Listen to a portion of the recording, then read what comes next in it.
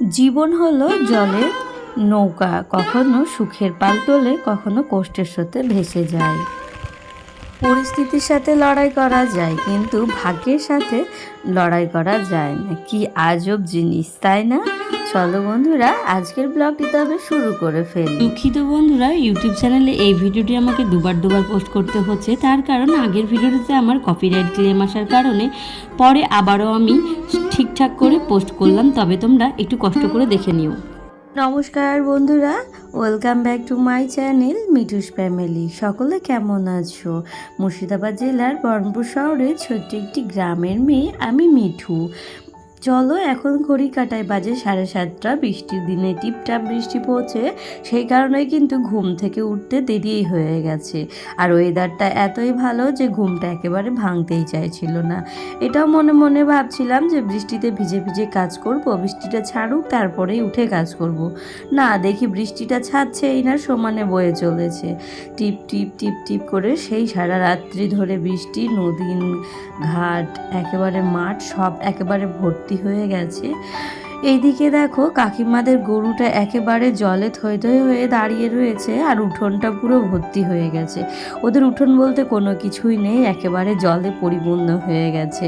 আর গরুটাও সকালবেলায় বের করে দিয়েছে। তো আমি কাকিমাকে জিজ্ঞেস করলাম, সকাল সকাল গরুটাকে কেন ভিজাচ্ছ?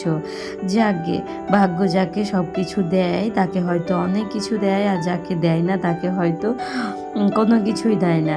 মানে এমন এমন পরিবার রয়েছে যেখানে তাদের গরুগুলো সুন্দরভাবে থাকতে পারে এবং সুন্দর করে সাহান করে বাঁধানো রয়েছে। এই গরুটাকে কি কষ্ট করতে হচ্ছে, তাই না? অবলা জাতদের দেখে না খুব কষ্ট হয়, জানো তো। ওরা যদি সে কথাটা বলতে পারতো তাহলে হয়তো ওদের কষ্টটা আমরা বুঝতে পারতাম। যেহেতু ওরা মুখে কোনো কথা বলতে পারে না, আমরা বুঝতে পারি না কোথায় ওর কষ্ট হয়, কোথায় ও শান্তি পায়। তবে বৃষ্টির জল কাদাতে এই সারাটা দিন ভিজে ভিজে দাঁড়িয়ে থাকতে হবে, তবে একটু বসার সুযোগ পাবে না, এবং সেটাই ওদের কষ্ট আমি মনে করি। গরু ছাগল পুষলে মনে হয় তাদের জন্য ঘর আলাদা করে দেওয়া উচিত, যেন সারাদিন সে সুস্থভাবে থাকতে পারে।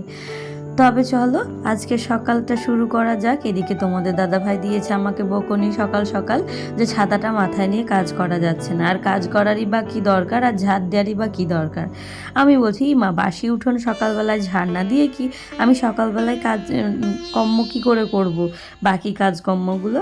তো বলছে, বেশ, তুমি ওই ভিজে ভিজে ঝাড় দাও, যখন জ্বর হবে, ঠান্ডা লাগবে, সর্দি লাগবে, আমাকে কিন্তু কিছু বলতে পারবে না। তবে যাকে এদিকে মাথায় ছাতা নিয়ে শুরু করে পেরেছি আজকে সকালের কাজকর্ম।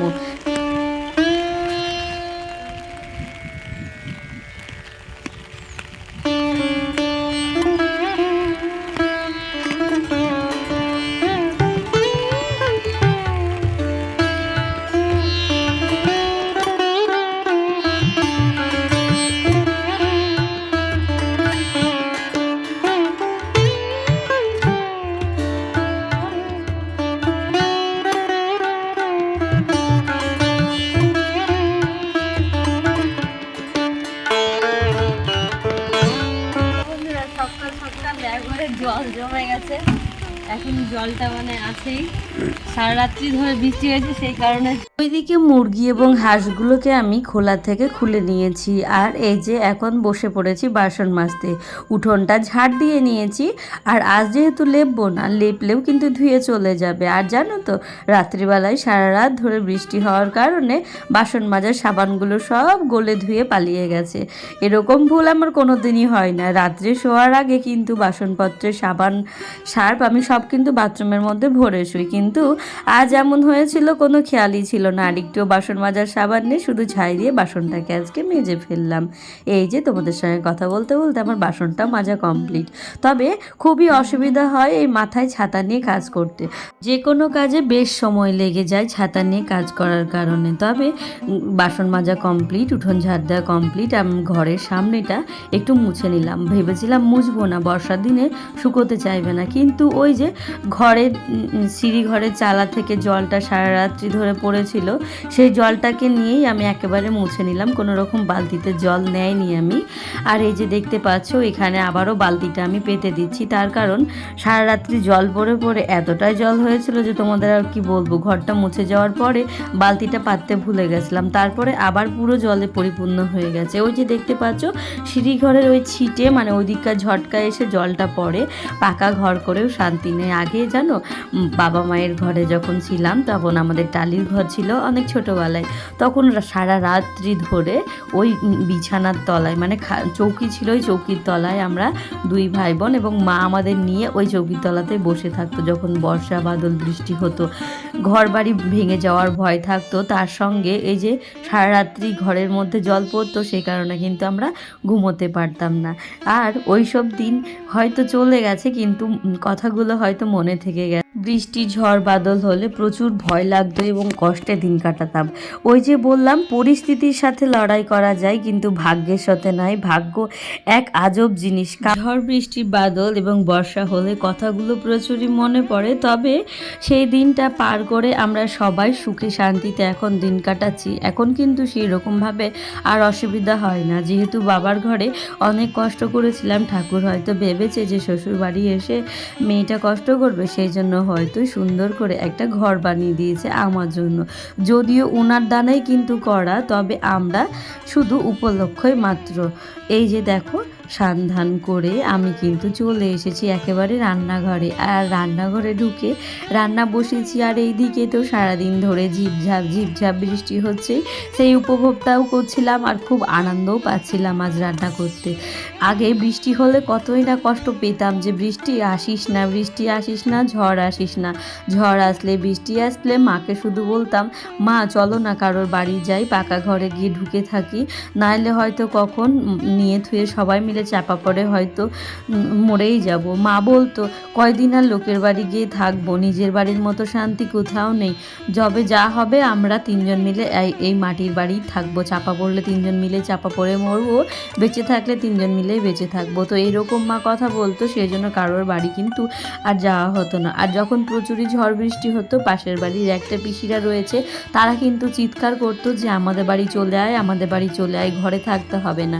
যেহেতু কঞ্চি দিয়ে বেড়া দিয়ে এবং খলপার বাড়ি ছিল উপরে টালিটা, সেই জন্য সাপোর্ট মানে 4-5 দিন বৃষ্টি হওয়ার কারণে টালিগুলো কিন্তু প্রচুরই ভারী হয়ে যায়। তখন কিন্তু সেই লোডটা ঘরের যেই চালের যে লোডটা সেটা নিতে পারে না, তখন পড়ে যাওয়ার একটা ভয় বা চান্স থেকেই যায়। তো সেই দিনগুলো মানে এখন বৃষ্টি হলে খুব মজা পায়, আর তখন বৃষ্টি হলে খুব কষ্ট পেতাম, ঠাকুরকে ডাকতাম যেন বৃষ্টি না হয়।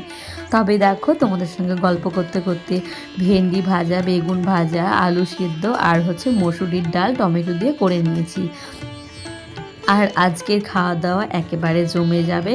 তবে আমার বৃষ্টির দিনে খিচুড়ি হলে বেশ ভালো লাগে। তবে খাওয়া দাওয়া করার পর তোমাদের দাদাভাই ডিউটি গেছে। আর এই দিকে দেখো এখন বাজে ঘড়ির কাঁটায় 3টে। মেয়ে এখন খেলাধুলা করছে, একটু বৃষ্টিটা ছেড়েছে, ওয়েদারটা একটু ভালো হয়েছে, তবে রৌদ্র উঠেনি, বৃষ্টিটা কমেছে। এইদিকে দেখো পিঁপড়ের মতো আমি পয়সা সঞ্চয় করে রাখছি। পিঁপড়েরা খাওয়ার সঞ্চয় করে রাখে, আমি পয়সা সঞ্চয় করে রাখলাম। দেখো বিকেলবেলায় এখন আমি রান্নাঘরে ঢুকেছি। মেয়ের হয়েছে বায়না, আজ নাকি ওর পায়েস লুচি খেতে ইচ্ছে করছে, সেই জন্য কিন্তু সকালবেলায় দুধ নিয়ে রেখেছি, কারণ আগের দিনও বলেছিল মা আমাকে একটু পায়েস করে দাও। আজ যেহেতু স্কুলে যাওয়া হয়নি, বাড়িতেই রয়েছে, বৃষ্টির দিন, ওয়েদারটাও একেবারে ভালো রয়েছে, সেই জন্য ভাবলাম একটু পায়েস লুচি করেই দেওয়া যাক।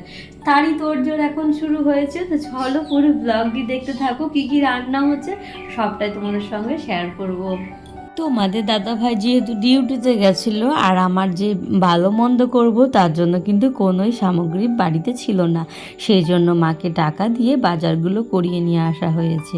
এইদিকে দেখো সকালবেলা 2 কিলো দুধ নিয়েছিলাম, একটুখানি জল দিয়ে জালটা দিয়ে রেখেছিলাম, আবারও ওভেনে আমি বসিয়ে দিয়েছি। আর এখন রান্না বান্না শুরু করা যাক। তবে এদিকে কামনীভোগ চাল নিয়ে এসেছে, কাজু কিশমিশ বাদাম, এবং তার সঙ্গে হবে ছোলার ডাল। লুচির সঙ্গে ছোলার ডাল না হলে কিন্তু একেবারে ভালো লাগে না।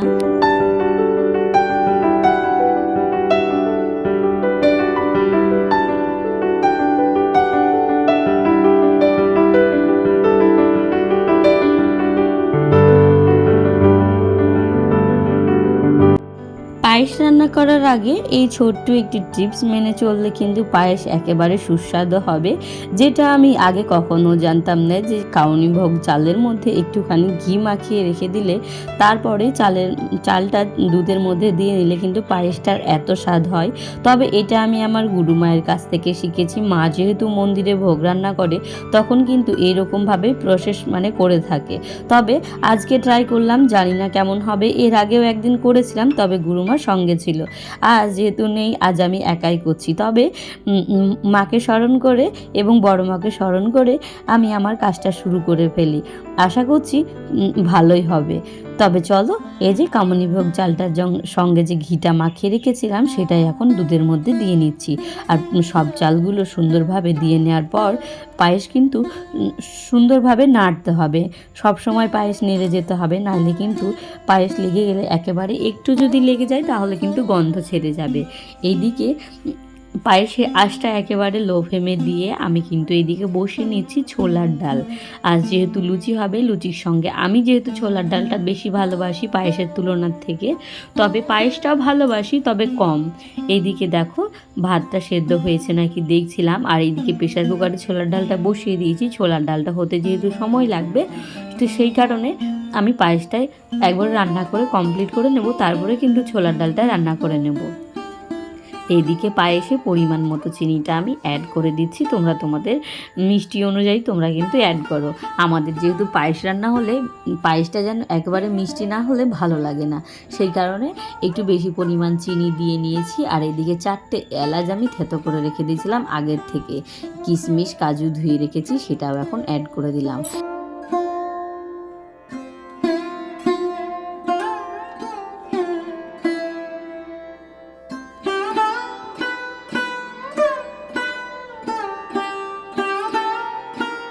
তবে চলো এখন হচ্ছে ছোলার ডালটা রান্না করে নিই। আর আজ যেহেতু আমাদের শুক্রবার, আর আমি একেবারে নিরামিষ করব ছোলার ডালটা। ছোলার ডাল কিন্তু নিরামিষই খেতে ভালো লাগে। আর নিরামিষ করার তার কারণও আছে, যেহেতু পরের দিন শনিবারে যেহেতু আমরা নিরামিষ খাই, সেই জন্য মাকে বললাম আমার নিরামিষের মশলাটা দিয়ে দাও, আমি নিরামিষ দিয়ে রান্না করি। যেহেতু এত পরিমাণে জিনিস রান্না হচ্ছে, সেটা কিন্তু একটা রাত্রে খেয়ে কিন্তু আমরা কখনোই সবাই মিলে শেষ করতে পারবো না। পরের দিন থেকে গেলে সেটা কিন্তু আমরা খাওয়া হবে। আর যদি নিরামিষ দিয়ে রান্না করি তাহলে কিন্তু পরের দিন খাওয়াগুলো নষ্টই হবে। যেহেতু শনিবার আমরা একেবারে পুরোপুরি নিরামিষ খাই। যতই যাই হয়ে যাক না কেন, শনিবার কোনো রকম কোনো কিছু আমি ঘরের মধ্যে রান্নাই করি না। তবে চলো ছোলার ডালটা এখন রান্না করে নিই। দেখতে পাচ্ছ আদা জিরা পেস্ট করে নিয়েছি, একটা টমেটো কেটে নিয়ে সুন্দর করে ভেজে নিয়েছি, একটা তেজপাতা, 2টো শুকনো লঙ্কা। এইদিকে ছোলার ডালটা সিদ্ধ করে রাখা এবং আলু সবটা দিয়ে একসঙ্গে একটু কষিয়ে ভালোভাবে নেড়ে চেড়ে ঢাকা দিয়ে নেব। তবে চলো, এদিকে ছোলার ডালটা আমার কমপ্লিট হয়ে গেছে, এখন নামিয়ে নেব ফুটে গেলেই। জানো তো বন্ধুরা, জীবন হলো জলের নৌকা, কখনো সুখে পাল তোলে, কখনো কষ্টের স্রোতে ভেসে যায়। আগের দিনে মা বাবার বাড়িতে যখন ছিলাম, উনুন বাইরে ছিল, কোনো রকম একটা রান্না করার মতো ঘরও ছিল না। তো তখন একবার রান্না করে 3বার খেতাম। আর বৃষ্টির দিনে কোনো দিন না খেয়েও থেকে যেতাম, বুঝতে পারতাম না কখন বৃষ্টি আসবে। সকালে হয়তো কোনো রকম একবেলা খেতাম, বিকেলে হয়তো মুড়ি জল খেয়ে শুয়ে পড়তাম। তার কারণ না ছিল একটা রান্নাঘর, না ছিল একটা উনুন রাখার একটা জায়গা।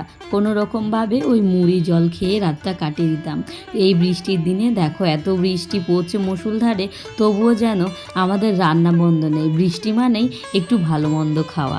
ওই জন্যই বললাম যে জীবন হলো জলের নৌকা, কখনো সুখের পাল তোলে, কখনো কষ্টের স্রোতে ভেসে যায়। কথায় কথায় নিজের পার্সোনালি অনেক কথাই তোমাদের সঙ্গে শেয়ার করলাম, আর মনটা অনেকটা হালকা হয়ে গেছে। তবে এইদিকে আমাদের রান্নাবান্নাও কমপ্লিট হয়ে গেছে তোমাদের সঙ্গে কথা বলতে বলতে। এইদিকে মেয়ে ওর বাবাকে খাওয়ার দিচ্ছে ছোলার ডাল, পায়েস, লুচি। তবে তোমাদের দাদাভাই লুচি পছন্দ করে না, তো তার জন্য তোমাদের দাদাভাইয়ের জন্য 2টো পরোটা বানিয়ে নিয়েছিলাম। তো বন্ধুরা, আজকের ভিডিওটি কেমন লাগলো? আর তোমরা যারা আমার একেবারে নতুন বন্ধু রয়েছে, চ্যানেলটি এখনও পর্যন্ত সাবস্ক্রাইব করোনি, প্লিজ চ্যানেলটি সাবস্ক্রাইব করে দিয়ে পাশে থাকা বেল আইকনটা প্রেস করে দিও। আজ তবে এখান থেকে বিদায় নিচ্ছি। তোমাদের সঙ্গে দেখা হচ্ছে আবারও একটি পরবর্তী নতুন একটি ভিডিওর সাথে। Tata, bye bye.